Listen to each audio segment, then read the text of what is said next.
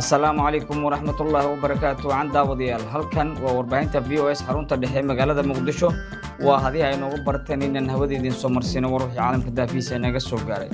Warka waxa uu diyaar aniga Shamaaka Xuseen. Qodobada waxa qayb ka ah madaxda ugu sareysa Jamhuuriyadda Federaalka Soomaaliya oo Muqdisho ugu qayb galay munaasabadda soo dhaweynta markabka qodista shidaalka ee Soomaaliya. رئيسul wasaaraha xukuumadda federaalka Soomaaliya oo ka qayb galay xiritaanka tartanka orodka toddobaadka ciyaaraha nabadda iyo horumarka. wasiir hore koonfur galbeed Soomaaliya Ibraahim Aadan Cismaan oo soo dhaweeyay doorashada qof iyo cod ee koonfur galbeed aaday. wasiirka tamarta iyo kheyraadka dabiiciga ee dowladda Turkiga oo dadka Soomaaliyeed ugu hambaliyay qodista shidaalka. intaasi waxay ahaayeen qaar ka mid ah qodobada warka warbaahinta VOS kooda ugu dooron u diyaar garow warka oo dhameystiran.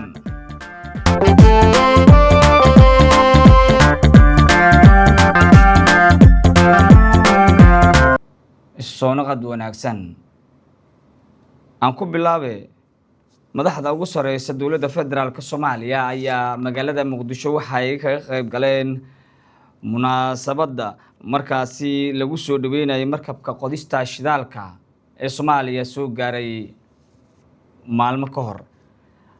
madaxweynaha Jamhuuriyadda Federaalka Soomaaliya Mudane Xasan Sheekh Maxamuud oo ka hadlay munaasabadda soo dhaweynta markabkaasi ayaa faahfaahin ka bixiyay marxaladii uu soo maray in maanta dadka Soomaaliyeed ay helaan markabka isla markaana sahmin dheer kadib ay ummadda Soomaaliyeed u diyaar garoobayaan in loo bilaabo qodista shidaalka.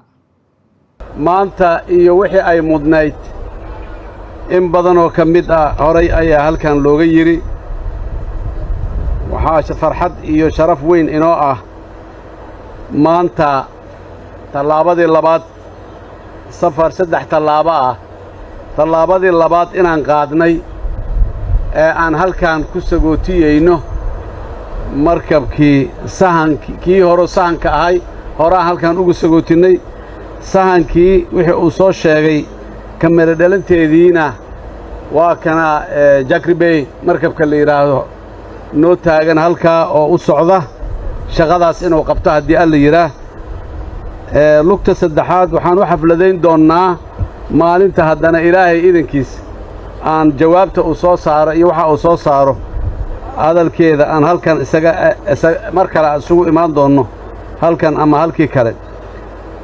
2013 ayay ahayday markii aan bilownay sheekada dalka betrool sahanka betroolka hal la bilaabo hal la xoojiyo dhibaato badan culaysyo badan caqabado badan oo naloo dhigay oo nalaga niyad jibinayay in aan sahanka la sii wado ayaana soo maray corruption ay ka shaqeeyaan wixii ay dhici rabaan qandaraasyo aan sax ahayn ayay bixiyeen dhulkii ay bixiyeen kuwa iska ilaaliya la yiraahdo Soomaalideena ka mid ah diiday ama aad iyo aad uga hor yimiday in maxaan ku yiraahdaa sahanka la sameeyo iyo ajnabi intaba ayadoo markaana loo tusay maslaxadoona la leeyahay wixiinaan idin ilaalinayna waxaa maanta sahminaynaa hadiiba ilaahay u qadaro oo aan helno shidaalka aan maanta la qodayo haddii ilaahay uu qadaro oo aan helno milyan sano ka badan oo meeshaas ku jiray shidaalkaas waa joognay annaguna marka milyan kala sana muu noogu sii jiraa annaguna baahi iyo macluun maan korkiisa ugu dhimannaa meeqa qof oo Soomaali ah ayaa baahi u dhimatay baahi laga maarmi karay oon u dhimatay haraad gaajo u dhimatay cunto loo heli karay amni darro u dhimatay oo amni loo heli karay intaasoo dhan tabaryari dawladnimo ma shaqayn karto mana socon karto dawladna ummadi ma noqon karto haddii aanay ku filnayn ama awood dhaqaalo oo ay dawladnimada ku ilaaliso ku xoojiso haddii aanay helin Soomaalidu horay uga maahmaahday biyo sacabadaada ayaa looga dhargaa ka abaal dhici mayno caalamka waqtiyada aad iyo aad u adag noo soo gurmaday wakhtiyada maxaan ku rahaa duruufaha adag aan ku jirnay noo yimiday wakhtiyada amni darrada ugu adag aan qabnayna garab istaagay ee cadowga nala dhiciyey ilaa iyo haddanana garab taagan waan uga mahad celinaynaa laakiin xaqiiqada dhabtaa oo aan la inkiri karin waxay tahay ma jiro dal marka arrimaha muxuu ahaay batroolka laga hadlay turkiya arrimaha amnigay naga saacidaa kuwa kale dalal kalena waa naga saacidaan arrimaha maxaanku idhaahdaayey kaalmada bini'aadamka ayay naga saacidaa dalal kale waa naga saacidaan laakiin cidina batrool sahankiis nooma samayn noomana qodayso waa turkiya waxaa intaasi sameeyey haddana u taagan ee samaynaya oo aan maanta halkaa isugu nimiday madaxweyne rajab tayyib erdogan markii ugu horraysay uu halkaa yimid ee haddana halkan laga dhawaajiyey waxay ahayday wakhti adduunyada oo soomaaliya ka sii jeesanaysa imaatankiisii uu ku soo jeediyey maantana waa mar kale iyo waayahan dambe adduunyada oo shaki qabta in soomaaliya la maalgeliyo oo boqolaal milyan oo dollar lagu maalgeliyo oo tiknoloji kaloo boqolaal milyan oo dollar joogaahi ay riski u qaataan ayadoo la leeyahay amni ma aha lama hubo inshuransiga ma oggola inta ma la yeeli kara ayadoo la leeyahay u qaatay in ay yimaadaan oo waxaasoo dhan ay u qaataan ma aha boqolaalka milyan ee sahminta iyo qodista betroolka ku baxday maalgashiga turkiga kuma eka waxaa maalgashiga qayb weyn ka ah riskiga ay qaateen ayaa lafsadiisa maalgashiga qayb ka ah maraakiibtan haddana ag taagan markabka weyn ee jakribey iyo maraakiibta la socotaahi waxa waaye boqolaal milyan maahana waa bilyans waaye lacagtooda marka laysku daro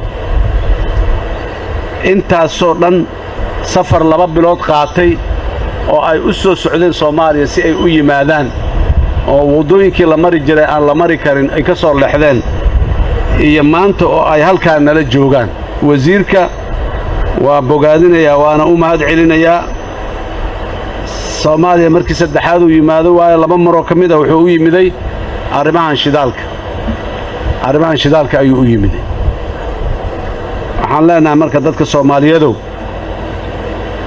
dadka waxaa ka mid ah maxaa la dhihi jiray carruurta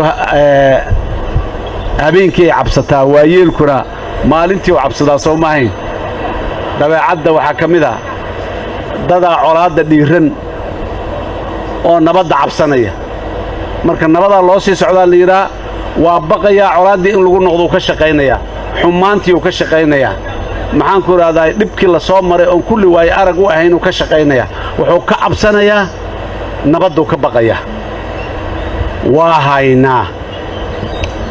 waa haynaa qofka nabadda ka baqaya colaadda rabaahi inuu madaafiicii xabbada soo rido bas maaha hadalka carrabka afka madaafiic iyo gantaalo waa ka dhib badan yahay waxaad ku hadasho oo aad ku hadaaqdo madaafiic la soo tuuray ma marka qaarkood ayay ka dhib badan yihiin waad maqlaysaan dadka qaarkii ee soomaalida ah ee aan keliya aan ku ugu cudurdaari karo ama aan dhihi karo garashadaa ka gaabatay waxa ay ku hadlayaan ra-iisul wasaaraha jamhuuriyadda federaalk soomaaliya mudane xamse cabdi bare ayaa magaalada muqdisho kaga qayb galay xiritaanka tartanka orodka toddobaadka ciyaaraha nabadda iyo horumarka muqdisho ra-iisul wasaare xamse cabdi bare oo la ordayay qeybo ka mid ah musaafo 3 kilomitira dhalinyaro soomaaliyeed oo gaaraysa 300 orodyahanah ayaa sanadkan loogu magac daray karaaciin iyo saamiye ee toddobaadka nabadda iyo horumarka isboortiska markii uu tartanka soo idlaaday ayaa ra-iisul wasaaraha waxa uu biladay iyo abaalmarino guddoonsiiyey dhallinyaradii kaalmaha hore ka galay tartanka isagoo ku bogaadiyey dadaalka iyo anshaxa ciyaareed ay muujiyeen muddada ay tartamayeen orodkan ayaa ka turjumayay horumarka dhanka nabadda ee dalka uu ku tallaabsaday iyo sidoo kale isku duubnida dhalinyarada ee rajada wanaagsan ku aadan mustaqbalka dalkeena iyo sidoo kale horumarka guud ee qaranka Soomaaliya. wasiir hore koonfur galbeed Soomaaliya Ibraahim Aadan Cismaan oo la hadlay warbaahinta VOS ayaa soo dhaweeyay doorashada qof iyo cod ee uu markaasi maamulka koonfur galbeed aaday. bismillaahi raxmaani raxiim alxamdulillahi rabbil caalamiin maanta waxaan goobjoog u ahay oo aan soo booqday idaacadda VOS iyo shaqaalaheeda iyo agaasinka dhammaan waxaan idin leeyahay waad mahadsantihiin sida ay soo dhaweyseen. intaa ka bacdi waxaan rabaa inaan ka hadlo. waxaan ka mid ahaa siyaasiyiinta ka soo jeeda dowlad goboleedka koonfur galbeed. waxaan ka soo noqday xildhibaanadii ugu horreeyay baan ka mid ahaa koonfur galbeed. waxaan ka soo noqday wasiir ku-xigeenka wasaaradda deegaanka ee koonfur galbeed aan ka soo noqday. marka kadib dadkii oo waxaan ahaa mucaaradka laga dhigay oo magaalada loo diiday oo deegaanka loo diiday yaan ahaa. badbaadada koonfur galbeed ciidankii la baxay oo ugu horreeyay oo taliya Shiine Macalin Nuurow uu hogaaminayay guddigaas ayaan ka mid ahaa. kadibna dee waa xamara muddo yaan joognay. weligeena systemka meesha ka socday raali kama noqonin. qaab aad u qaldan buu ahaa. madaxweynihii hadda meesha ka baxay koonfur galbeed lafta gareen dhibaato ummadaas reer koonfur galbeed loo soo adeegsaday buu ahaa. waa la keenay dowladdan hadda joogto xasan maxamuud dowladda ka horreysay ayaa keentay dadka lagu dhibaateeyey. wuxuu ku imaaday dhiigu ku yimid haddana dhibaato ku baxay dadku loo dhibaateeyey.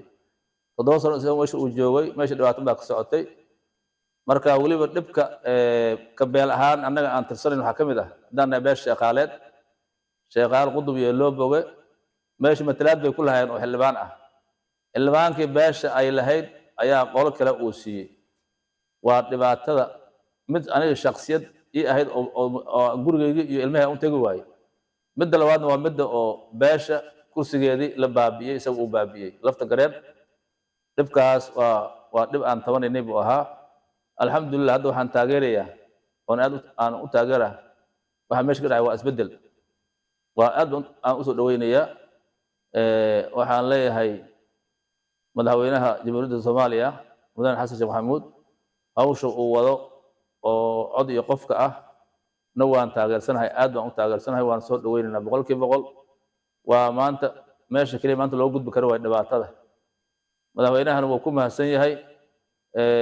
taas waa intaas. tan kale waxaan kaloo aan taageersanahay oo aan ka mid ahay golaha dhexe xisbiga horumar iyo midnimo qaran oo hadda uu guddoomiye u yahay madaxweynihii hore koonfur galbeed mudane Shariif Xasan Sheekh Aadan.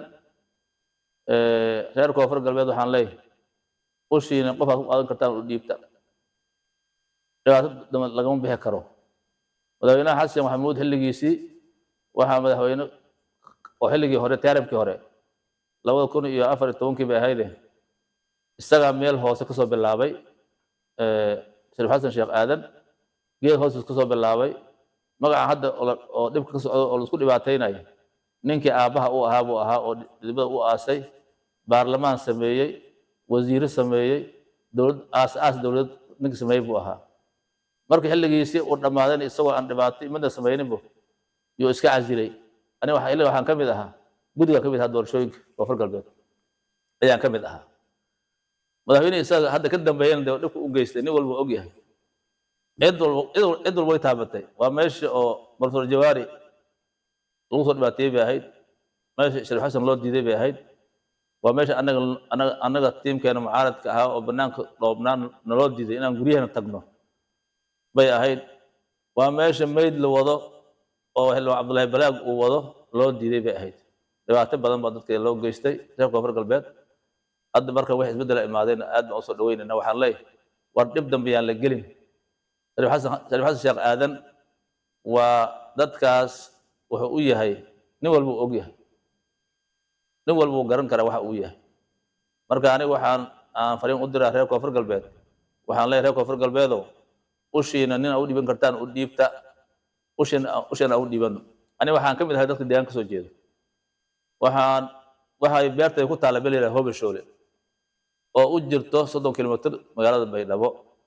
awowgay ku aasan aabahay baa ku aasan awow kale ku aasan deegaanka aniga soo jeedo waa koonfur galbeed oo asal ah marka sidaa daraaddeed beeshaas meesha waa lagu dulmiyey oo deegaanka degreed shabeellaha hoose na waa deganna beesha shaqaaleed qudbi loo boga weliba iyadoo markaa suldaankiina uu joogo suldaan axmed maxamed xuseen suldaan lexle ugaas maxamed kadiil ay joogaan odayaashii ay joogaan ayaa kursigii uu baabi'iyey lafta gareen matalaadii reerka uu lahaa oo dhan buu baabi'iyey hadda marka musharaxiinta taagan waxaan leenahay beeshaas kursigeeda wuu maqan yahay waa beel deegaanka degan waaye siyaasigoodina anigu ahaa haddana afka beeshaan ku hadlayaaba afka beeshaan ku hadlaa sheekhaaleed afkoodaan ku hadlayaa waxaan leeyahay xuquuqdii aan meesha ku lahayn meesha iyada aan ka helno deegaankaas aan ka helno koonfur galbeed aan ka helno cod iyo qof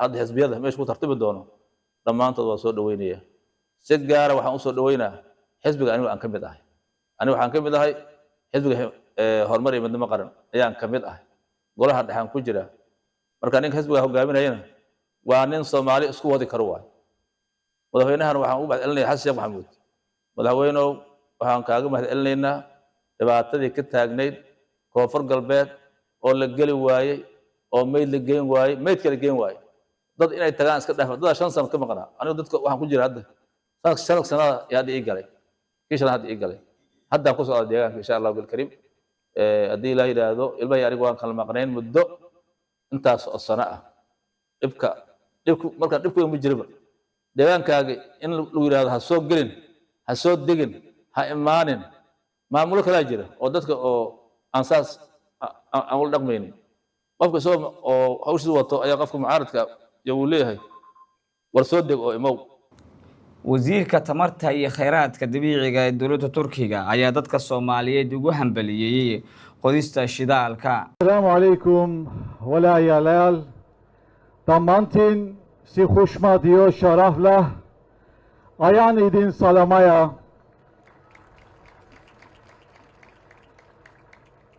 Aad ayaan ugu faraxsanahay inaan maanta halkan idinla joogo magaalada Mogadishu.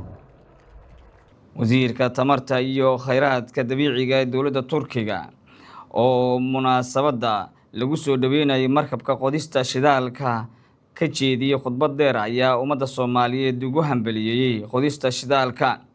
wasiirka oo saacadihii hore ee maanta soo gaaray magaalada Muqdisho ayaa waxa uu Muqdisho kula kulmay madaxweynaha Jamhuuriyadda Federaalka Soomaaliya isagoo kala hadlay xoojinta dalalka waa xoojinta iskaashiga dhanka ammaanka iyo horumarka guud ahaanba dalalka Soomaaliya iyo Turkiga.